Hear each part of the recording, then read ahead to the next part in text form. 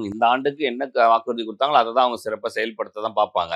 அடுத்த ஆட்சிக்கு வரும்போது என்ன பண்ண முடியும்? இப்ப இருக்க நிலைமையில இருந்துன்றத அவங்க அடுத்தத மூவ் பண்ணுவாங்க. அ அதே மாரி அதிமுக இப்போ ஒரு தேர்தல் அறிக்கை குடுப்பாங்க. அவங்க நீங்க ஏங்க போன 10 வருஷம் இருக்கும்போது, இப்ப உங்களுக்கு தோணுனதெல்லாம் அப்ப செய்யணும்னு தோணலையா? அப்படின்னு நம்ம கேள்வி கேட்க முடியாது.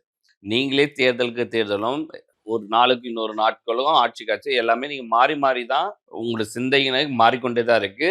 மெருகேறிட்டே இருக்கு. இன்னும் கொஞ்சம் என்ன பண்ண முடியும்னு தோணுது. ஓகேவா? 2006க்கு முன்னாடி இலவசங்கள்ன்றது தமிழ்நாட்டுல இல்லையே.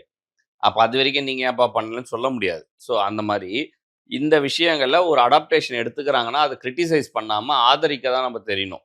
வரவேற்கணும். வரவேற்றா அவங்க இன்னும் இத அவங்க சிறப்பா செய்யறதுக்கு என்னன்றத பண்ணணும். அவங்களும் இந்த இதுலருந்து நடைமுறைப்படுத்துறாங்க. அத இன்னும் மேலும் சிறப்பா எப்படி சரி பண்ணணும்? எல்லாருக்கும் என்னென்ன ஃபெசிலிட்டீஸ் குடுக்கணும்ன்றத அவங்களும் இன்னும் பண்ணுவாங்க. திமுகவும் இந்த தேர்தலுக்கு தேர்தல் அறிக்கை விடும் இல்லையா? கண்டிப்பா அடுத்த ஆட்சிக்கு என்னென்ன பண்ணணும்னு சொல்லுவாங்க.